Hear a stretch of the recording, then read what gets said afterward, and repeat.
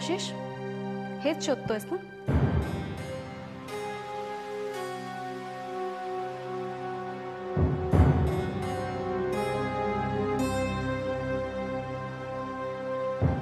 आशिष, तू बाबांना असं सांगितलं होतंस की तू क्वचितच कधीतरी सिगरेट ओढतोस? हो. मग तुझ्या ड्रॉअर मध्ये सिगरेटचं अख्खं पाकिट कसं? तुलाही नसती डिटेक्टिव्हगिरी करायला कोणी सांगितलं होतं का? बाबांनी. आशिष, उगीच काहीतरी बोलू नकोस. डिटेक्टिव्हगिरी करायची मला हौस नाहीये. तुझ्या रूम मध्ये गेले होते, तिथे तुझा ड्रॉअर उघडा होता. तो बंद करण्याकरता गेले होते तेव्हा हे पाकिट दिसलं. मुळात तू माझ्या रूम मध्ये गेलीसच का? आई नाहीये म्हणून. कदाचित तू हे विसरलायस की आई नाहीये म्हणून मला घराची साफसफाई करावी लागते, म्हणून मी तिथे गेले होते. कळलं. आभारी आहे, पण परत असली तसदी घ्यायची काहीही गरज नाही. माझ्या खोलीची साफसफाई मी बघेन. आशिष, मुद्दा हा नाहीये. मुद्दा हा आहे की तू सिगरेट का ओढतोस? बाबांनी सांगितलंय ना तुला. गौरी, मला बाबांनी सांगितलं, तूही सांगितलंस, सगळ्यांचं ऐकलं मी विचार करीन याच्यावर. Okay? No, it's not okay Ashish. आम्हाला फक्त एवढंच वाटतं की तू सिगरेट सोडली पाहिजे. आणि काय काय सोडू? मी नोकरीही सोडू? अरे, आता यात नोकरी सोडण्याचा काय संबंध? हे बघ, सिगरेट हे वाईट व्यसन आहे आणि ते तू सोडलं पाहिजे. नाही, तसं नाहीये. मुळात मुद्दा असा आहे की आशिष जी गोष्ट करतो ती प्रत्येक वेळी चूकच असते, असा या घराचा नियम आहे. मी स्वतःच्या पायावर उभा राहिलो, नोकरी करायला लागलो, तर त्यालाही तुझा आणि बाबांचा विरोध का? तर मला पैसे कमवायचं व्यसन लागेल म्हणून. आणि आता मधनं कधीतरी सिगरेट ओढली एखादी तर लगेच नको रे बाबा आशिष, व्यसन लागेल. नॉनसेन्स. आशिष, तू कुठल्याही गोष्टीला कुठलाही रंग देतोस. हे बघ, मला फक्त एवढंच म्हणायचं. एक मिनिट. तुला आणि रादर तुम्हाला दोघांनाही फक्त एवढंच म्हणायचं असतं की आशिष, तू प्रत्येक वेळी चुकतोयस. निमित्त शोधत असता का तुम्ही काहीतरी? आणि आता काय तर सिगरेट ओढतोस का? हो, ओढतो आणि ओढणार. फासावर देणार मला? द्या.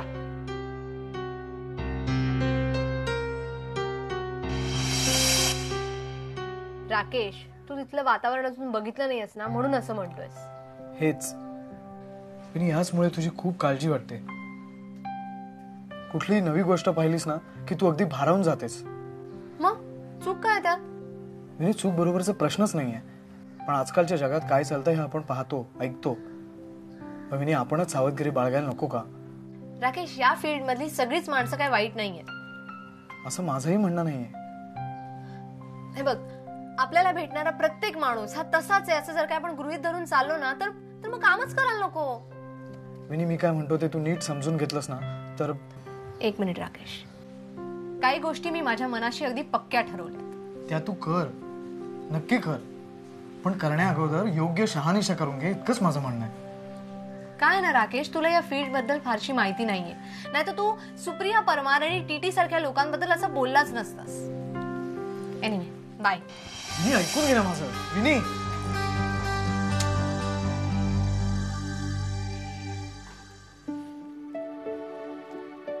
ताई, तुझं काम झालं तर जरा इकडे. मला तुझ्याशी महत्वाचं बोलायचं.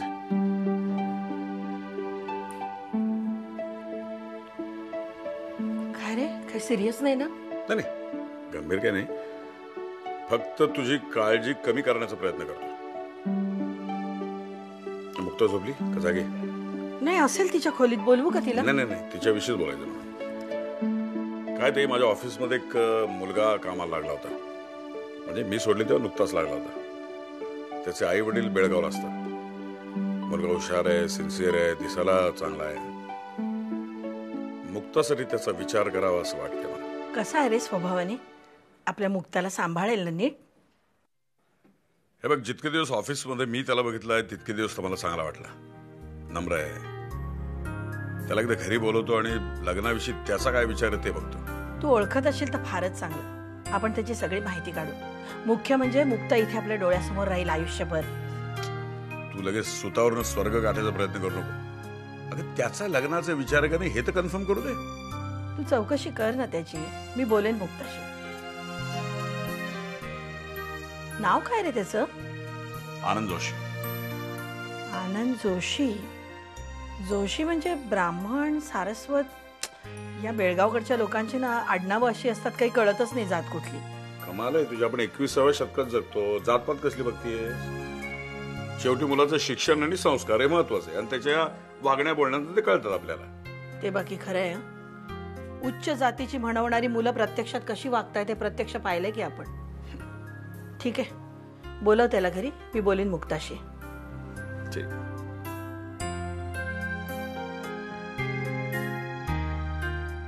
दिवाकर, काय प्रॉब्लेम आहे? मी विचारलेल्या कुठल्याही प्रश्नाचं तुम्ही धड उत्तर देत नाही.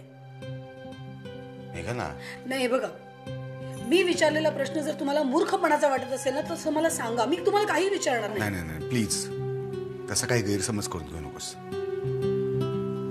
काय माहिती का मेघना, मुळात काही प्रश्नांना मी टाळतोय कारण त्याची उत्तरच नाही आहेत माझ्याकडे. काय? विश्वास ठेव माझ्यावरती. अरुण साहेब माझ्या मागे लागले होते की वाटणीचे पेपर्स लवकरात लवकर तयार करून द्या. त्यांचं म्हणणं चुकीचं नाहीये दिवाकर. पेपर्स करायचा काही प्रश्न नाही ग. वकिलांना फी दिली की ते पेपर्स तयार करतील. प्रॉब्लेम वेगळाच आहे. प्रॉब्लेम म्हणजे दादानी त्यातल्या अटी मान्य केल्या पाहिजेत आणि मानी त्याच्यावरती सह्या करायला हव्यात. कम ऑन दिवाकर, मा साहेबांकडे दिलेल्या कागदपत्रांवर सही करण्यापलीकडे दुसरा कुठलाही पर्याय नाहीये, बरोबर ना? दिवाकर, माझं ऐका. पद्माकर भाऊजींशी बोला आणि लवकरात लवकर कागदपत्र तयार करून द्या. मग पुढचं पुढे बघू. बरोबर बोलतेय ना मी?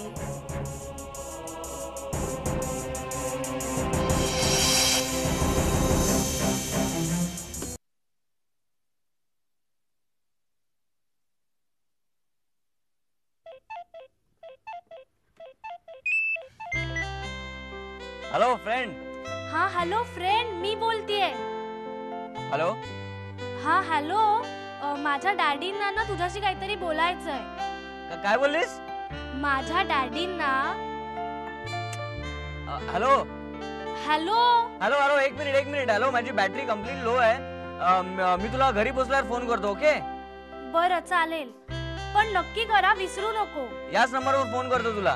बाय. ओके, या बाय.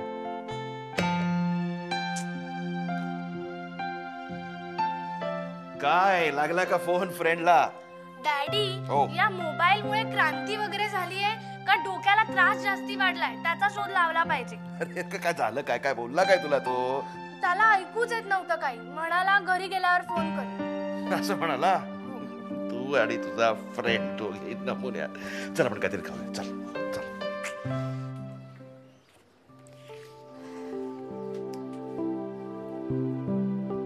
वाजले किती? झोपा आता. Good night. ए नाही आत्या, थांब ना. ये ग बस. काय गोष्ट सांगू? तू सांगणार असशील तर ऐकेन मी. ए पण आत्या, आज मला तुला एक गोष्ट सांगायची. अगं तुला मगाशी गंमत सांगायची राहूनच गेली. काय ग? मी इंटरव्ह्यूला निघाले ना, प्रचंड घाईत होते. मला बस पण नेमकी उशिरा मिळाली. स्टॉपवर उतरले आणि पळत पळत चाललेले तर नेमकं एका ग्रहस्थानात धडकले. काय वेंदळी ग तू? अगं मी नाही पडले, पण माझ्या हातातली फाईल पडली. ती उचलून मी त्यांना लगेच सॉरी म्हणाले, तर ते मला काय म्हणाले माहितीये तुला? मला म्हणाले, तू कितीही आरामात गेलीस तरी ही नोकरी तुलाच मिळेल. अगं पण त्यांना कसं कळलं तू इंटरव्ह्यूला चालली आहेस? तीच तर गंमत आहे आत्या. ते गृहस्थ तसे दिसायला सर्वसामान्य साधेच होते, पण त्यांच्या चेहऱ्यावर ना एक प्रकारचं तेज होतं आणि डोळे. मला असं वाटलं जणू काय जगातल्या सगळ्या गोष्टी त्यांना माहित असाव्या. खूप ज्ञानी माणसाचे डोळे वाटत होते. असते अगं, काही लोकांच्यात ही शक्ती असते. मग त्याला सिद्धी म्हणा किंवा आणखी काही म्हणा, म्हणजे सर्वसामान्यांपेक्षा या लोकांना बरंच काही जास्त कळतं. ते गृहस्थ तसेच असणार आत्या. मला त्यांना पुन्हा भेटायला नक्की आवडेल. असेल योग तर होईल पुन्हा भेट. पण आता गप्पा पुरेत. झोपा आता, नाही तर उद्या सकाळ होईल. चल. Good night. Good night.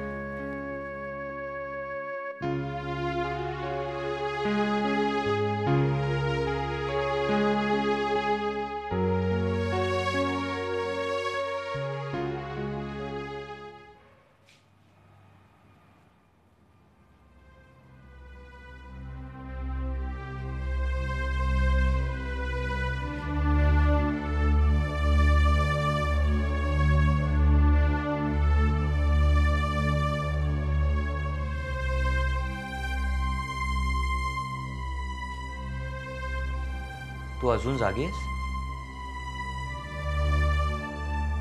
I am sorry, मला माहित नव्हतं बाबा अजून आले नाहीये.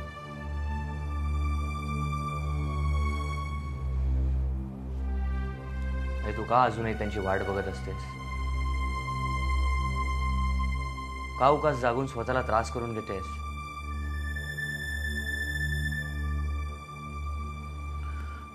सागर, काही सुख आपल्या नशिबी लिहिलेली नसतात. माहिती असतं आपल्याला हे, पण तरीही ती सुख मिळवण्यासाठी आपण जीवाचं रान करत असतो. आई, तुला सगळं माहिती आहे, सगळं समजतं तुला. मग तू तुझ्या मनाला का नाही समजावत आहेस?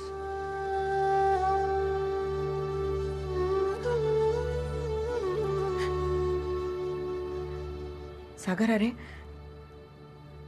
फार साध्या सामान्य घरातून आले होते. माझं लग्न ठरलं ना तेव्हा या घरातल्या श्रीमंतीला भाळले नव्हते रे,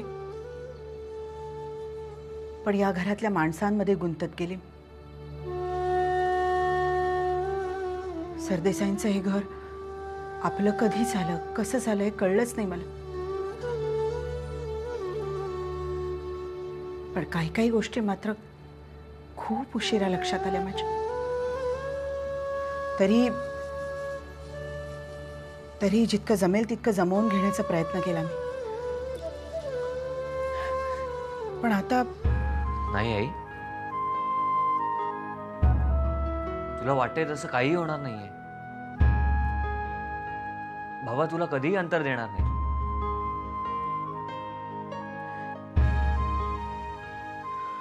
सागर,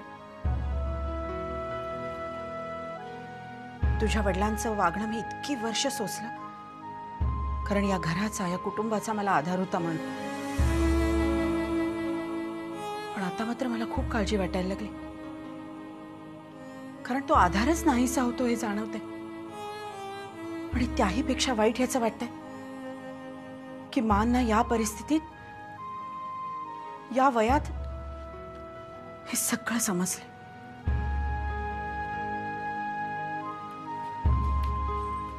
आई,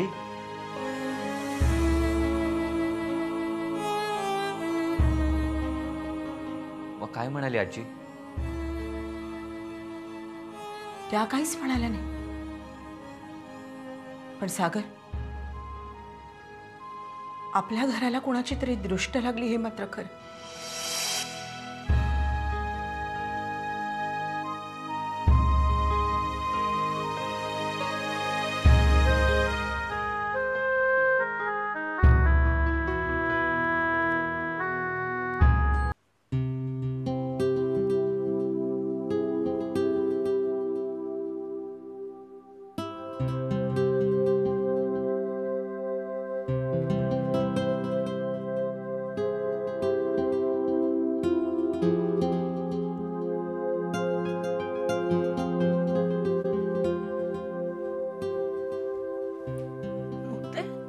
कसली तांदरी लागली ग तुझी? आणि काय झोपायचं नाहीये का? वाजले किती? ताई आत्या, मला झोपच येत नाहीये. अगं आज दिवसाभरात एवढं काय घडलंय ना. नोकरी मिळाली, अपॉइंटमेंट लेटर मिळालं, पण ते रस्त्यात भेटलेले गृहस्थ.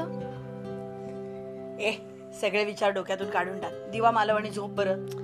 आत्या, मी ते सगळं करून बघितलंय, पण डोळे मिटले ना की उद्याचं सगळं चित्र उभं राहतं.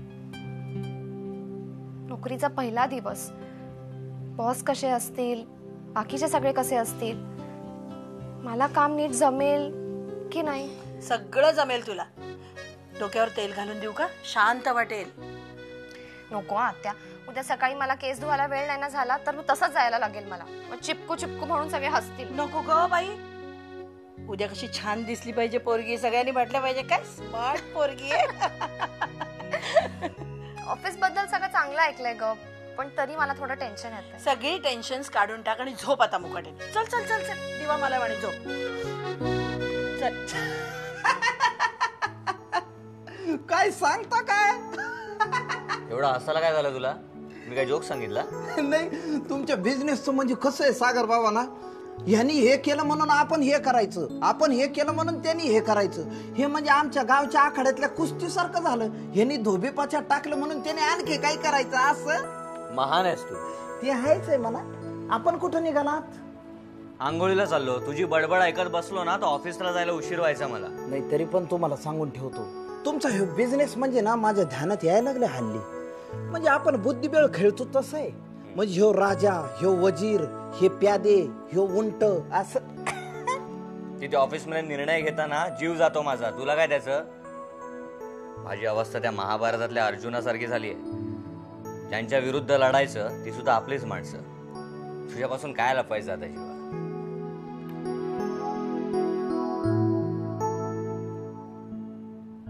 म्हणजे आता महाभारतातल्या श्रीकृष्णासारखा सारथी होऊन गीता सांगण्याची वेळ माझ्यावर आली वाटतं.